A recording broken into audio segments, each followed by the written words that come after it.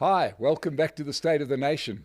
With me today, CEO of the Centre for Risk Analysis, Chris Hattingh. Welcome back to the State of the Nation, Chris. Been a while. Thanks very much, Mike. Yeah, always a pleasure to get to talk to you. Been way too long. Yeah, and every time we come here, I mean, there's no shortage of content, right? Because you guys monitor the news, you monitor the goings on in South Africa, and then you do risk analysis.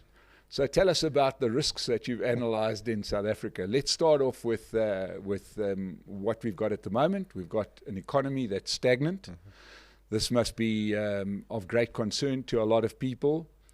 But yet, we find a very stagnant economy, right. A government that seems to have checked out. Mm-hmm. But yet big business in South Africa has chosen to prop up government, the way I read it. Are you seeing this as a risk, or are you seeing this as something that's going to be wonderful? Big business is going to swoop in and save government. What's your feeling? Yeah, the risk is huge, especially if one thinks that only big business and big government are going to solve things. If you now leave things over to them, if we don't use the momentum that has been used up until now for people to solve things on a more granular, maybe local level. This isn't to say that everyone has the money or the capital to solve things. But when you see destructive policy or destructive decisions from government, you, in a way, the psychology begins to change, and you start to figure out, how can I as a business, or with the people around me, maybe me in a church or in my synagogue, how can we start to solve things on that more local level, solve things in our little municipality, our locality, as it were. So the risk, the bigger risk here is that you offload that responsibility, you sort of outsource that responsibility, and that takes your power away, your agency, your responsibility. And then down the road again, maybe after the elections, we turn around and we say, but business helped government. Why aren't they changing their policies? Why aren't things changing now? So the big risk I see for the elections especially is you sort of now legitimize the current policy trajectory. Because if something's turned around, let's say we solve load shedding in the next month and that's all fixed, you'll see the concomitant uptick in support for the National Party, for example. Then you give your stamp of approval. Party. They behave like the National Party. Yeah, in effect, socialism kind of thing. Then you give your stamp of approval, as it were, and then that means you legitimize them before the election. So I see a big risk in that regard. And then just the last point is, when you've got the money and the capacity to influence sort of policy makers in that sense, and you can now help them, as it were, implement their policies and fix things, move them along, you, in a way, the incentives become such, and if you and I were in the room, the incentives become such that you could set things up to benefit you in the long run. So I'm hoping this doesn't become the case, but generally when you get big business and big government in the room, for small, medium enterprises, for individual companies, those bearing the burden of the failures of government, they don't have the capacity to deal with that legislation. So you worry about the incentives and the legislation that is going to get set up now in the long run that might not be the ultimate benefit of the country. Now, I've been very outspoken, and I'll remain very critical of this decision by big business to go and get into the pocket of government. And once again, I will issue a blanket invitation to any of those businessmen. Neil Fruneman's been outspoken, but how do I get hold of Neil Fruneman to sit in here? And Mike Brown, I've reached out to him. He's given me a hard no. I'm trying to get any one of those businessmen. Adrian Gore, NHI is about to kill his business, yet there he is sitting chummy with the government. What is it going to take to get one of those businessmen to sit here and explain why they've chosen to support government just as the ANC government looks at its weakest, right? So if any of those businessmen are watching, and if any one of their friends are watching, please pass this on to them, right? Please come and explain to us, because we don't seem to understand any positive motive to having business supporting a government that is working anti-business, to come and explain the decision. The biggest concern that I have with those with business bailing out government, obviously the timing is too suspicious for words, right? Because we are in election season. We are heading into the most important election in South Africa's history. I've said this many times, right? Far more important than 1994, which was largely symbolic, right? The country was changing. We didn't know where it was going to. The new constitution was imminent. Those elections were important to be held, but they were more symbolic than anything else. So these are very, very important elections, because for the first time ever, the liberation movement is threatened, right? And for good reason. They run the country particularly poorly. We've got the rise of militants in the EFF. We've got the rise of Trumpism in the Patriotic Alliance. The country's at a very serious crossroads, and yet business are throwing their lot in with an ANC government that seems to move and create policy that's definitely anti-business. Am I reading it wrong, or do you agree with that? Yeah, and it's not like these policies come from nowhere. The sort of fount of ANC policy is the National Democratic Revolution. It's always going to demand that the ANC command and control the levers of the economy, the levers of the state. So the big state-owned entities, for example, legislation that they say is for transformation, but that can be used to benefit those with the necessary political connections, all to increase their ultimate control. At the moment, record numbers of South Africans forced into dependency on grants. Yeah. That's not a life of agency and dignity, but ultimately it furthers the National Democratic Revolution. So I agree with your reading of it. I don't particularly think that you're going to see radical reform in terms of policy. You're going to see changes at the sort of margins. I mean, with Transnet, for example, you've got now the opening up of the corridor between Durban and Johannesburg, between Richards Bay and Johannesburg. But Transnet remains the custodian of the infrastructure. So you get private capital to invest, but Transnet controls it, for example. So all these things, ultimately, you're not seeing that fundamental ideological reform. And I don't see, number one, that the ideology has changed, but also secondly, that the incentives have changed. With cadre deployment, with all the political connections that have now permeated all through the state-owned entities, but also in many businesses. The way that you get business in some instances now is through your political connections and not offending the state, as it were. The incentives in that regard haven't changed. So why would we think any differently? Yeah, and we've seen it manifest with dramatic unemployment. Right. And the unemployment, the reason for unemployment is quite obvious. If you are Nedbank, if you are any one of those big companies that are lining up to keep government in power, they're not going to employ more people, right? Nedbank doesn't need another branch. They're closing branches. So they're not the solution. So, and then, of course, there is this like almost sick joke to think that if you have big government and big business, they're going to have less legislation. Right? I mean, it's a sick joke. It's a lie that's being told to South Africans to think that these organizations that thrive on blocking other business and competition are now suddenly going to change their tune and create business and opportunity, right? It's a similar sort of idea with labor laws and the national minimum wage. You think if you raise the minimum wage the whole time, then that is anti-lower skilled and unemployed people, for example, because you create that barrier to employment. But it's very artificially set, for example. Same thing with labor laws. Those people who are negatively affected by the education system, which again, government funded, they don't benefit from those labor laws. Yeah. Well, the example there, I suppose, is setting labor laws while you've got COSATU in the room. Right. Now, COSATU are not there to represent people who don't have a job. They're there to protect the people that are members of COSATU. So when they set labor laws, they don't set the bar low so that you can bring in other labor. No. They set laws so that you can't get rid of COSATU. And that sort of gives rise to SADTU and these kind of organizations, SADTU killing schooling, DENOSA killing nursing, etc., because COSATU are setting the rules. Right.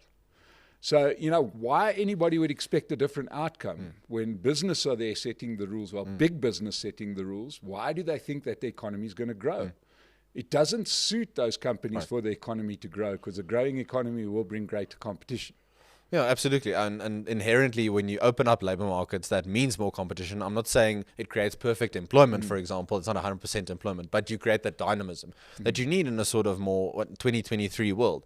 More countries turning insular now. Those countries that are more open relatively are going to benefit more when they've got more skilled individuals. How do we upskill them? Not necessarily by excluding them from the labor markets. We give people options. If education doesn't benefit them, I'm not saying that every company can hire everyone, but when you've got more dynamism, at least people can get internships, they can get upskilled, they can move around, they can try out different things. Not everyone is going to benefit from a 4-year BA degree like I did and go studying philosophy. Hopefully not everyone, because that creates its own problems. You need people to actually do work in the economy. But we don't have that sort of movement at the moment. And again, as you point out, for everyone in the room, it means more competition. So on this particular initiative, if I want to play devil's advocate, we can say now, okay, ostensibly they're focusing on these three crises. So the logistics, the electricity, and the crime. So they want to focus on that. They see these things as now, we're at the point, the country's at the point, needs to solve them. Then after that, we'll focus on the policy. They'll still focus on the policy engagements. The incentives I don't see there, so I'm hoping to be proven wrong. But up until this point, fine, fix some of the crises, but don't give your stamp of approval to the policy direction. There's a difference there. And still, where are the concessions that are being demanded from government? I'm not seeing any of that. It's still business engaging on government's terms and on government sort of land, as it were, on their ideology. I'm not seeing, well, what changes are demanded in cabinet. Yesterday we had Women's Day, ostensibly the country with the highest gender-based violence rates in the world. The current Minister of Police, who has been Minister of Police for a long time now, where is the improvement there on that particular area of crime and security? What are the demands from business side? Maybe there are, but they haven't been communicated. So then the burden of proof is on you as business to tell South African citizens, your customers ultimately, what are you demanding from government? Yeah, and I mean, just sticking with Women's Day, we had a president that was too scared to go and do his presentation in the Western Cape, which is racked with taxi violence at the moment. So he decides to, at the last minute, do his presentation from the safety of the Union buildings, which just goes to show just how out of touch our president has become. I just wanted to touch on those three initiatives that you said that they've put forward as the reasons for these meetings. All of them, the way I read, stem from two places. One being a stagnant economy, in fact, the economy going backwards, and two, government not doing their work. Right. I mean, it was the most unbelievably rich statement that I've ever heard in my life. I actually couldn't believe what I was hearing when the ANC's cheerleader, Fikile Mbalula, who was the Minister of Transport and literally watched with the rest of us while the rail and public transport system was being physically dismantled. He did nothing. And then he was having a go at Pravin Gordhan for not doing his job, right? You want to say, okay, then by now we're into complete farce in the country because here's the guy who's just been relieved of his job where he was disastrous, telling the guy who's still there to say, hey, listen, you better raise your game because this transport system is stuffed, even though he ran it for 5 years or so. South Africa has become a comedy show, really. It's not a soap opera, it's a comedy show. But let's go back to the biggest problem that we have. In fact, I had a very interesting discussion recently with a lady who's been very involved in an advisory group to BRICS, Sanusha Naidu, and she said something, and we didn't agree on many things because she seems to be the driving issue seems to be inequality, as if there's some society that provides equality. Yes. I did put forward the fact that maybe Central African Republic provides equality, everybody's poor. She didn't like that comparison.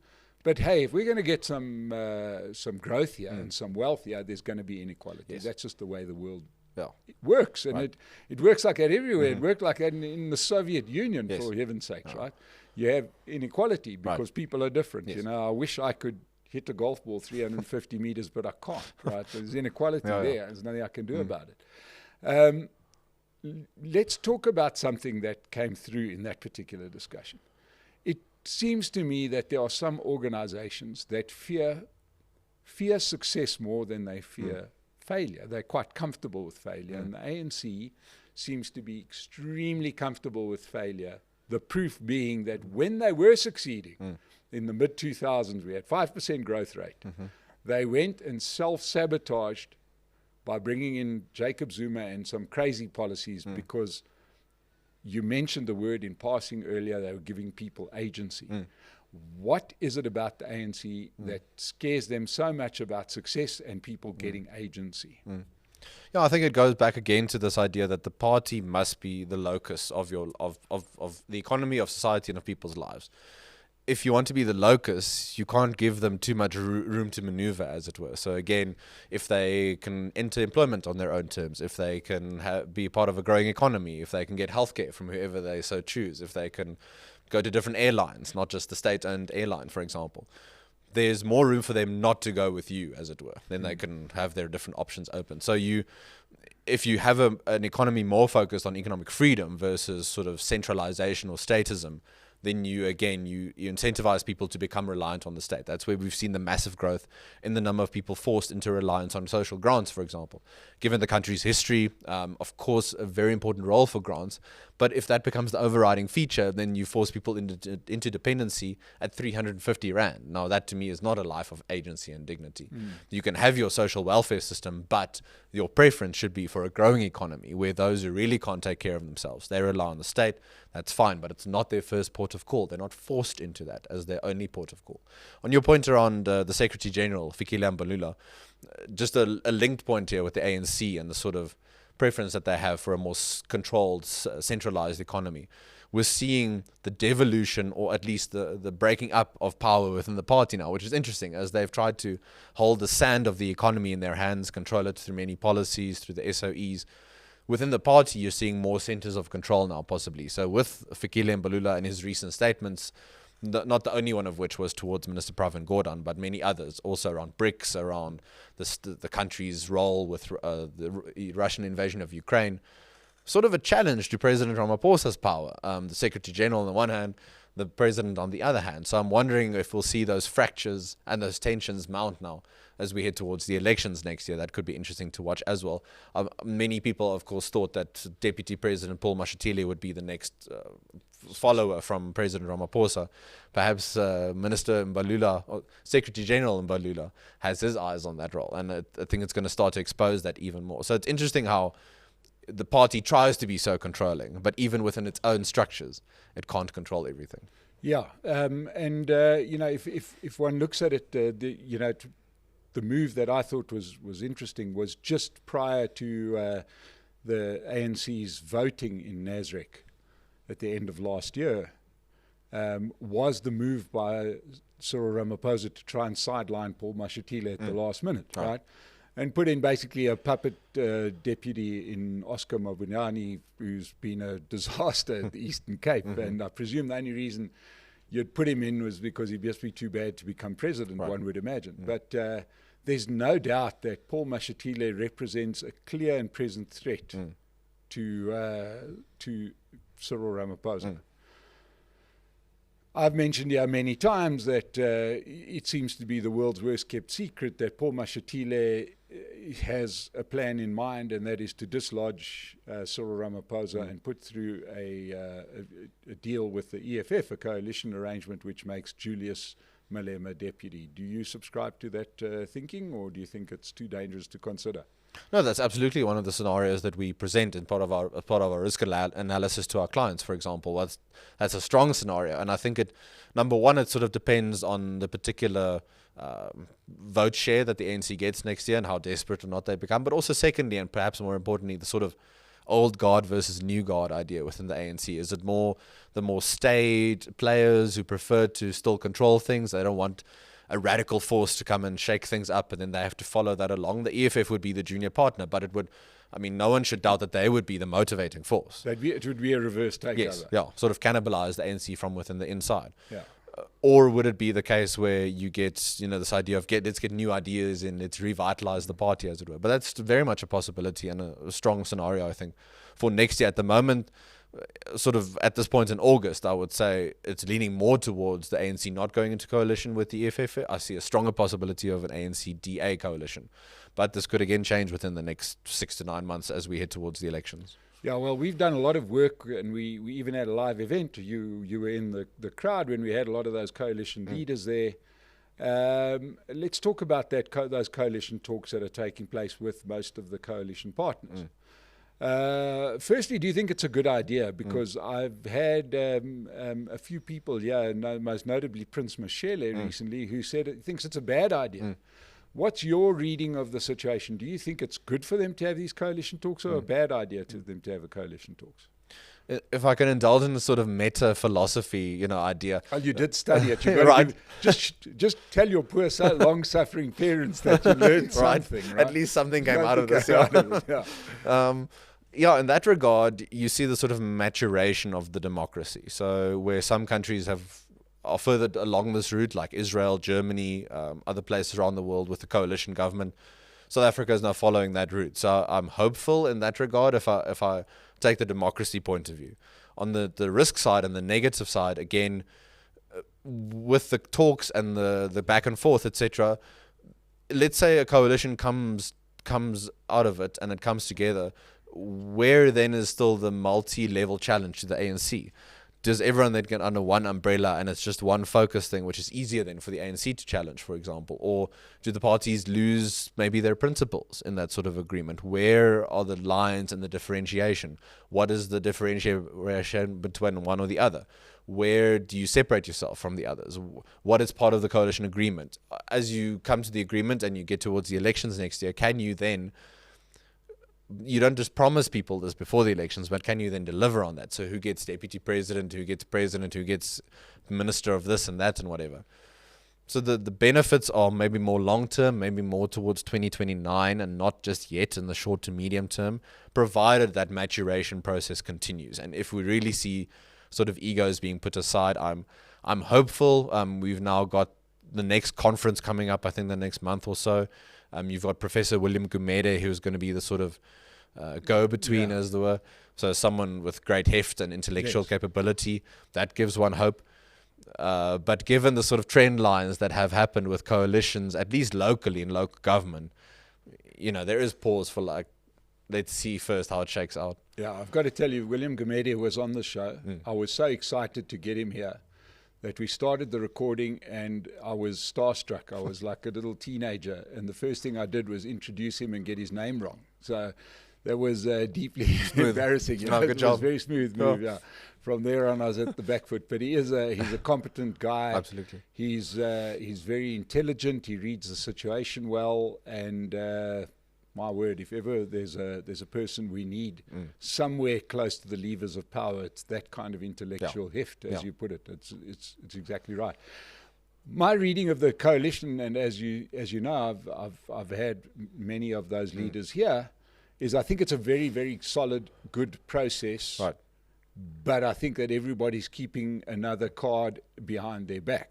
Right. Everybody has to, and I don't think it does any harm. I think it only does good. Right. And I think that, even if one looks at the fact that perhaps the net result has been to force the ANC to go and speak to the EFF, even that's not a bad process because at least they can go sort out whether these guys are the guys they can work with or not. Right. You get more clarity. You get a lot more clarity, and I think as South Africans we need clarity.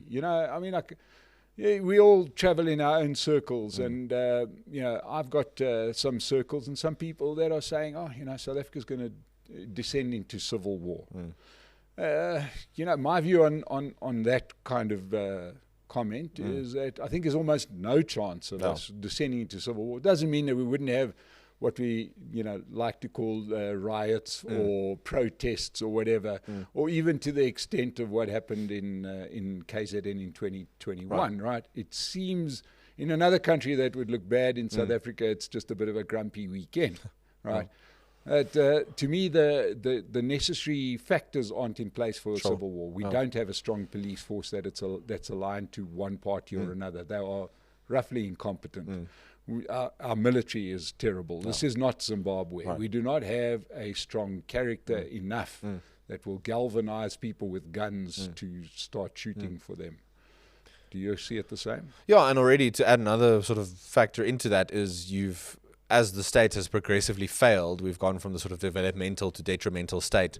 As we've been on that route, people have now tried to find ways to solve things with each other. So regardless of the sort of cultural, racial background, it's not perfect. And again, sort of people trying to solve the electricity crisis is installing solar panels. Not everyone has the capital to do that.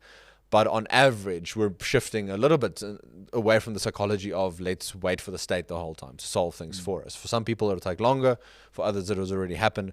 But that, again, makes South African society, and it's very different from the state. Society is different from the state. It makes society more anti-fragile, less brittle, as it were, because it's not just about a strong man or a singular figure or a singular party in that regard. The ANC is not South Africa. Given that the country is still functioning as it is, and we've got 0.3% growth this year, that's not nearly good enough for sort of alleviating the unemployment crisis. So it's not functioning as we would want it to. But given that we haven't descended into that route of sort of civil war and anarchy, it shows you that across the board, the values, sort of moderate to conservative, that most South Africans have. They want stability, they want to take care of their families, their communities.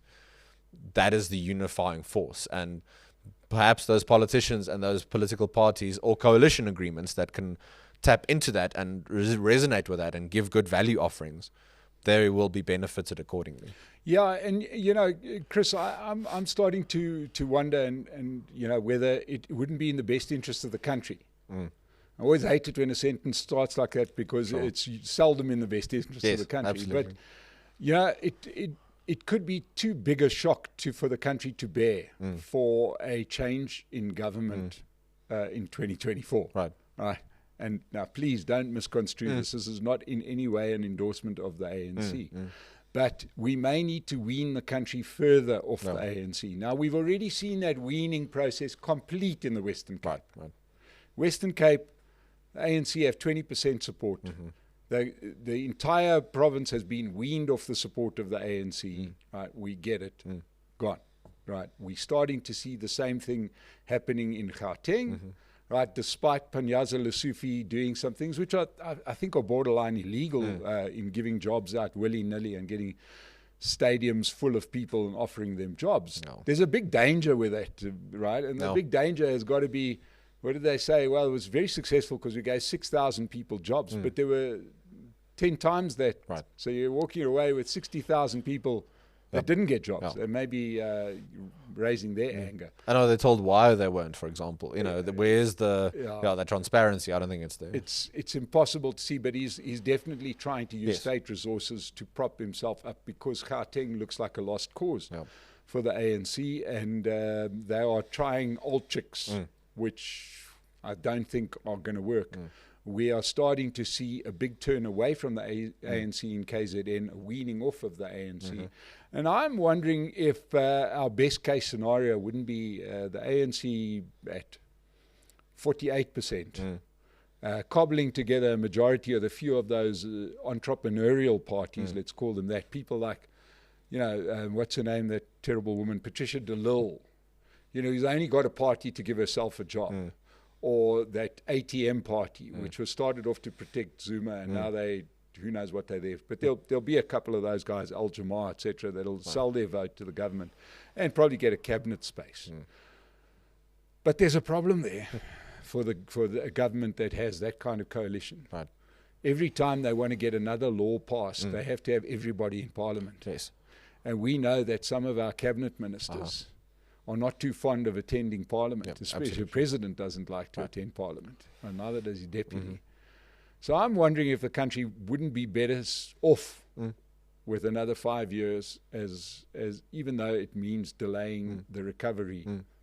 What's your view? And again, it's not delaying the recovery, because in some ways the recovery is already happening, because people, again, are not waiting for Pretoria to solve things for them. Of course, you want the government on board and pointing in the right direction, but if you can't have good policy, rather have ineffective government versus an effective government that implements bad policy. So in the context of the elections next year, we've had the passing of the National Health Insurance Bill, for example. We've had the Amended Employment Equity Act. We've got this race-based water rights legislation.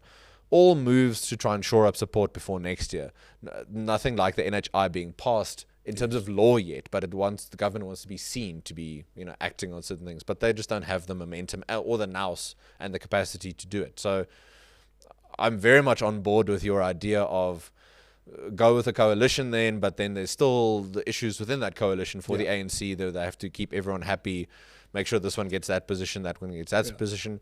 Even then, the question around ANC EFF coalition, that could result in even more inaction and more infighting, which would be bad for both parties, and which partly leads my thinking at this point in time where I don't see an ANC EFF coalition, because probably the worst thing for the EFF brand, and especially for Julius Malema, is having to be in government and having to govern. That is not the brand. That is not the sort of service offering, as it were. So why would he take that on board as well? And I think that to South Africans that are scared of the potential instability, I think stability is the problem in South Africa. Right. I know that that may sound ridiculous. The initial reason for stability was, if you go back to 1994, you had a well-armed SADF, as they were then.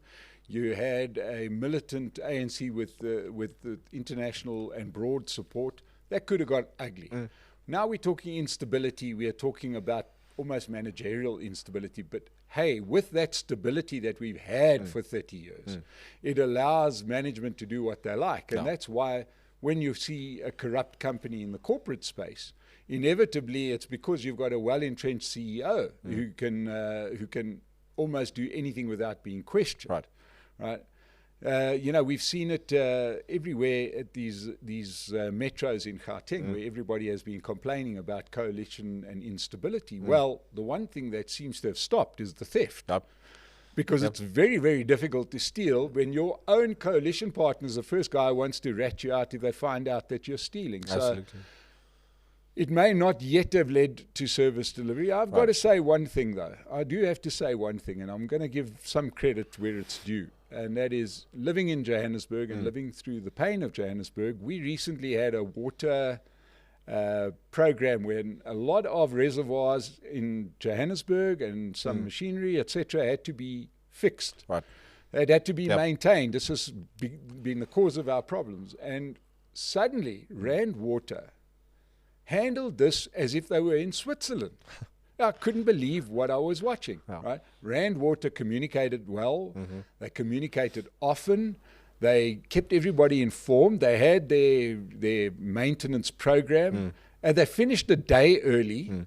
Everybody knew where they stood. And suddenly you think to yourself, that actually is the way to run a city. Now, I don't believe suddenly somebody at Rand Water said, hey, here's an idea, let's do our jobs properly. No, they're doing that because some politician walked in there and said, listen, if you don't do this properly, I'm going to get voted out. Right? So I'm seeing some advantage to instability. And as you say, the government is already handing over power. Even if it doesn't want to, it's sort of de facto. So not de jure in terms of legislative change, but it doesn't have the capacity to enforce its worst excesses. So we should be thankful for that. Whereas in other countries, you've got a more capable state, but it can enforce its worst excesses. So during COVID, for example, I mean, our government tried to ban cigarettes, that sort of thing, ban open-toed shoes and cooked chicken, but people knew the state couldn't enforce it, so they made their own plan, sort of thing. Well. And I think at what where we're starting to see is also there's two other positives that come from that. One is that more and more, South Africa, I've sort of declared war on a couple of things. One, I've declared war is on us touting our resilience as some kind of positive thing. Stop being so resilient, South Africans. Let's hold people to account. Let's not be happy when somebody does their job right. That's what they're there to do. And let's not make our own plan when somebody isn't doing their job. Let's tell them that they're not doing a job. So I think what it is doing is that some people have now understood that government isn't going to be their savior. That to me helps. And, the other thing is that government understands that by their own inaction, they're actually giving people agency. Which, as we started this discussion, is the ANC's biggest fear, is people with agency. Sort of maybe it's a necessary consequence of the National Democratic Revolution. The more you try and more try and step on people's agency, the more they try and reach out from away from that, the more you try and sort of enforce it, the more they realize this is not a good life to live, and they try and find other ways. And as you rightly say, that doesn't mean that you then ignore what the government does. You still try and change it and influence it, but maybe the majority of your energy goes towards pursuing your values and your business and your community and those things that over long term, regardless of which party happens to be in charge, because our future is likely coalition government. And that might, it might change. It might be as quick changes overnight as Britain had with their prime minister kind of thing in the recent year. But regardless of those cosmetic changes, the underlying things continue. So as you rightly say, and one should praise when something like in Johannesburg with Rand Water performs well, engage on those terms and realize what was done and replicate it in other places. So it's not just a case of this was a once-off in 20 years, it's never going to happen again. Then you build that resilience, and it becomes a case more of communities and institutions. It doesn't matter what color the particular party happens to be. The focus is on capacitating the institutions. So then, regardless of who's in charge, the incentives are there for them to perform well. Now let's talk about let's go forward. Let's talk about the fact that the ANC are still a big part of our lives, and we need to have a look at what they're doing. And regardless of what happens in the next election, they're going to emerge as the biggest party. Right.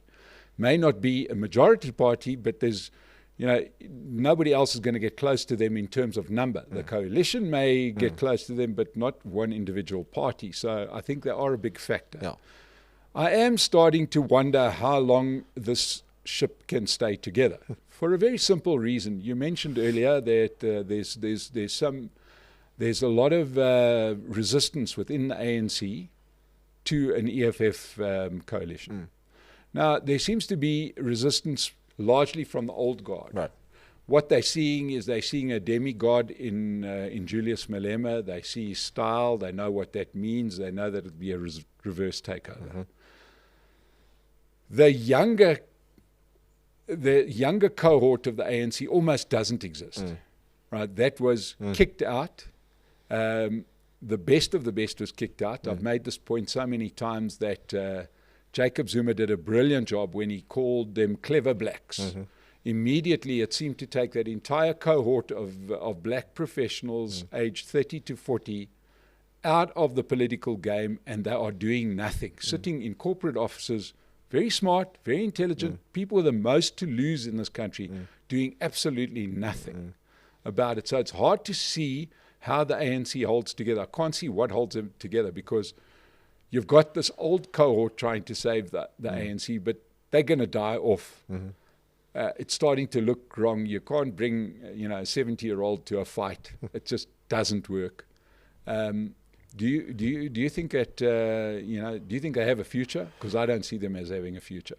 They might still, based on the sort of history of the party and that psychological benefit, but not in terms of actually governing, in terms of putting forward good ideas. So it might still exist and sort of stumble along, a sort of old tide buffalo, but not in terms of being the force within South African politics. And again, the opportunity for the coalition, but also the risk there for opposition coalition parties, if they can rise to that challenge. If they can't, then people just opt out of voting, for example. If they see the ANC has failed them, but for them, they realize no politicians are worth engaging with. We just don't vote. We just don't engage with the political system. There's also a risk. And then just the last point on the ANC is also, as they continue to decline and likely get under the 50% next year and possibly even low in 2029, losing access to those state resources. If you don't have those to feed your cadre networks. Yeah. Well, we saw that in the Western Cape, where they went from 60% to 48%. To 20%, right? You're gone because you've got no largesse to hand out. Now, just briefly, we want to move away from this in a second. EFF had a rally. Lots of fireworks and choreography. What did you make of it? Do you feel threatened? Or are you suddenly looking at that saying, oh, we're in trouble here? Not particularly, and I base this on the party's electoral performance, which couldn't change next year. With a 74% youth unemployment rate, you've got the party punting this radical, populist, socialist message that might still resonate next year, but we've sort of seen this cap of between 11 to 13%.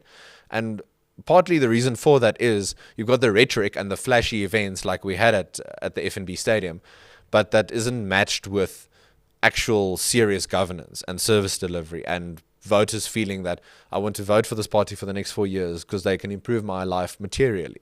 Maybe they can fill a stadium of 90,000 people and give kudos for the logistics and all that sort of thing. I think it was. And the spectacle, don't underestimate the sort of nuance that goes into realizing if I stand on a platform and it raises me up and I raise my hand, the image is going to be broadcast around the world and what that does for my brand and for the party in terms of fundraising. But that doesn't mean that you get 20, 30% in an election, for example. So I don't see the sort of sense of the nation, the state of the nation, as it were, has changed in that regard into the sort of populist firebrand direction, as it were. It goes back to the sort of polling that we see every year in terms of South Africans' values, where it And the doesn't by-election resonate. results. Yes, where it doesn't resonate with what the EFF says. And then, as you point out, the by-election results, those are sort of snapshot. Those are useful, but they don't trend in that direction, in a good direction for the EFF. And there, as much as one can give kudos for the brand that has been built, you ask again, have they built enough of a brand where it's not just based on one person? So if Malema were to leave and Shivambu, Malema sort of took on the challenge, the apparent challenge of Shivambu at the gala event, and he sort of said, if you want to challenge me, let's do it, kind of thing. You mustn't hide in the shadows. So interesting again, the chinks there within the EFF. If those two leave, let's assume, what is the EFF then? Is it still one person or not? So I don't see that threat of the EFF. Okay, so let's talk about the CRA, the Centre for Risk Analysis. That's ultimately your day job, right? You sit here and we're just talking politics because we both take an interest. You get called in to speak to companies, I presume, organizations that are scared about or want to know more about the South African situation, the risks associated with being involved here. We had an interesting conversation recently with John Endres, right, who went to the US and said, listen, there's still a lot of goodwill. There's a lot of Americans that still want to keep us on board, and the best way that they're going to do that is by keeping us in the AGOA deal, right, rather than out. That's not going to help them if we are sitting outside of AGOA, and China said, come here, we've got a deal for you. What are you telling your clients? What are the questions you're getting, and what are the answers you're giving them? Yeah, the most immediate question is always around a grid collapse and load shedding. So the focus is on electricity. And in the last sort of 3 to 4 months, it has become the foreign policy question, which hasn't really been part of South Africa's risk premium up until this point. But now, if you invest here, that premium has become higher because of the signals that we've sent with our apparent non-alignment on the Russian invasion of Ukraine, but we don't practice our active non-alignment. So I think from the US side, not to sort of try and speak on their behalf, they wouldn't have an issue with non-alignment, qua non-alignment, but then you don't do military drills, for example, with the active combatants, for example. Yeah. I made the point to John that perhaps that re-emergence of interest in South Africa is not necessarily a bad thing, because to me the worst thing about doing the wrong, about people being angry with you or people not agreeing with you, is people being indifferent to you. Right, sure. Yeah. Rather have them engage with you and try and solve it versus... Because South Africa was really going down the road of irrelevance. Yes, absolutely. It felt to me. And here the US very much for a few years now underestimated the work that Russia and China have been doing in Africa, investing in Africa. One can have questions around that investment. What are the strings attached? But the US sort of withdrew in that regard. Now they're trying to re-engage. I think their focus is on Asia Pacific, on that region with China and Taiwan, given the importance especially of semiconductors for the global economy. But you're seeing, especially in terms of high-level visits, people like Secretary of State Anthony Blinken, many others coming to visit South Africa recently and other African countries. There is that wanting to re-engage again on the African continent. And you ask if they are going to realize that countries are different, countries have different interests. They need to engage on those terms with the trade deals. Where's the win-win? You've got this idea of reshoring now, of supply chains moving away from China. Can those supply chains move to countries like South Africa, but again on the sort of terms that benefit both participating countries, as it were? There's a big opportunity there for South Africa in sort of the next 10 years, again, if we start to send some of the right sort of signals. Okay, but we couldn't take on more industry because currently we can't service our own industry or our own citizens with the electricity. Right. Talk to us about the grid, because you said you're getting asked a lot of questions. Give us some answers here. Yeah, so it's the electricity and the water situation. I think water is a bigger threat at the moment because the attention and the investment isn't being put there like it is being in electricity. So electricity, for those who have the money, they can go off-grid as much as they possibly can. Even some of the mining outputs, the mining entities, they can start to build their own capacity to some extent. Water is a different question. You've got water rights being owned by the government. That's a longer-term thing that I think we need to acknowledge now and in some ways try to tackle maybe more on a local level, because it's not going to be solved from a national level. Electricity grid collapse at this moment we see as a highly improbable scenario. We don't see it, highly unlikely, but not improbable. It's not that it can't ever happen. You need a sort of perfect storm to happen, massive either active damage, sort of sabotage to equipment, or sort of a natural event, as it were, maybe a flood or a tornado or something like that. And then secondly, given how much the economy has been battered by load shedding, there isn't that spike in demand that means Eskom can't meet it within, say, 5,000 megawatts. So they can you still have stages 6, maybe 6 and 7 of 8 of load shedding, but not to the extent where you've got economic activity where Eskom can't handle it. Yeah. And then the last point is just, not that we've had less load shedding in terms of hours this year, we've surpassed what we had for the whole of 2022. But you've got the coming online of private sector generation. It's not able to feed into the grid yet because, again, going back to the NDR, the state wants to control the transmission grid. You aren't seeing the movement on that yet. But because people are building their own capacity, that means less pressure on Eskom. So they can focus a bit on maintenance. I don't think they are. They're burning through their diesel budget that is running the open cycle gas turbines. Yeah. That doesn't mean they're improving the coal fleet's energy availability factor. But for now, we're seeing less pressure on Eskom. They can tinker at the margins. And again, the pipeline of renewable energy and private generation is so big that hopefully at some point Eskom again also becomes irrelevant. Yeah, well, yeah, it seems to me that certainly when it comes to electricity, Eskom is busy doing what I lived through 30 years ago when Telkom made themselves irrelevant, right? Telkom were the most inefficient service provider in the history of Telkom. To get a line, back then, this was pre-cell phone days, you sort of had to go and pray to somebody in Pretoria, and if they felt like it, they would give you a telephone line, and bear in mind you didn't have the internet, so therefore your telephone line was vital. Mm-hmm. Telkom treated this like they were doing you a favor when you finally did get a line, and suddenly technology came in of wireless calling through cell phones, and Telkom became an irrelevance, and now they don't even service that copper line anymore. I wonder if, in a bizarre way, South Africa isn't running ahead of the curve because, you're seeing looming problems in other countries. Absolutely.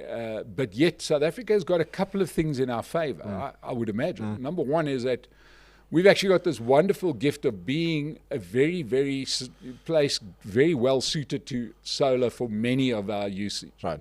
People don't understand that it's not just sun, it's the type of sun. We've got the right type of sun, and oddly enough, it's altitude, and most of the country being at higher altitude, it helps. We've also got space. Yes. Right? I just recently went over to the UK, and, they've got a hell of an economy, a hell of a place, but you've got nowhere to operate. You've got 3-story apartment blocks. How many solar panels could you get, and the sun doesn't shine? So in South Africa, most companies are in industrial parks. You can make a plan. So I got a feeling that Eskom are going to become an irrelevance, and I think it's going to be quicker than possible than understood. At the moment, if I'm not mistaken, we're generating about 10% of the power we need. No. Right? And that's off a standing start. Right. So, that's not going to go down. No, it'll continue to accelerate exponentially. I think at the moment the pipeline is 66 gigawatts. I'm speaking under correction. That was sort of the latest estimate.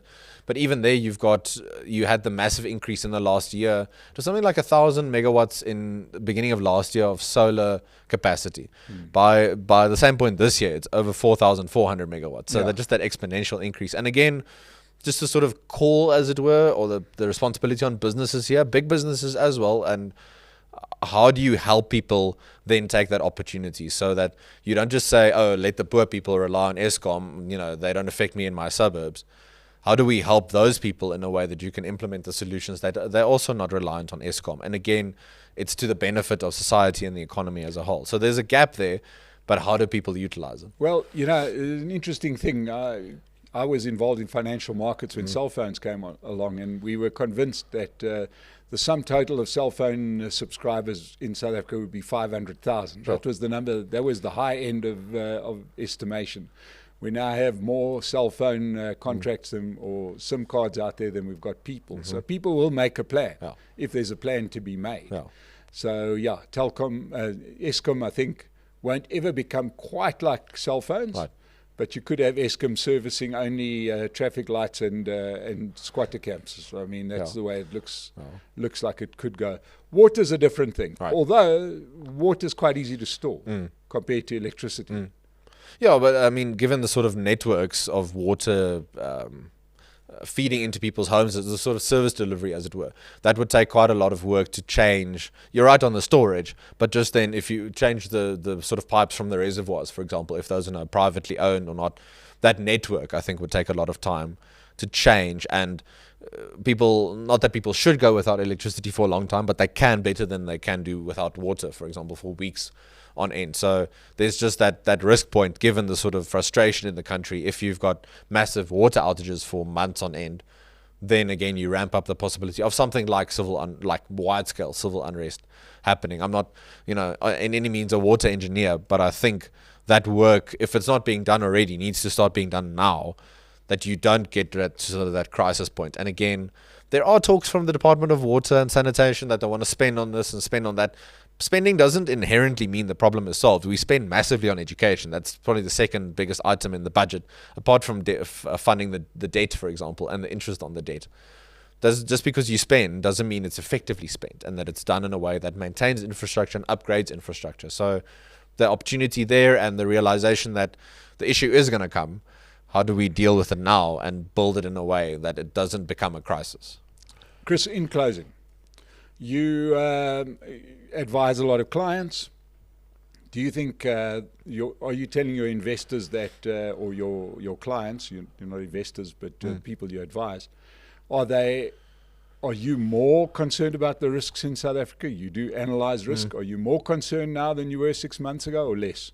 Less so. And given the sort of changes in the conversation and sort of boardroom talk, as it were, and where the move is slowly but surely becoming not...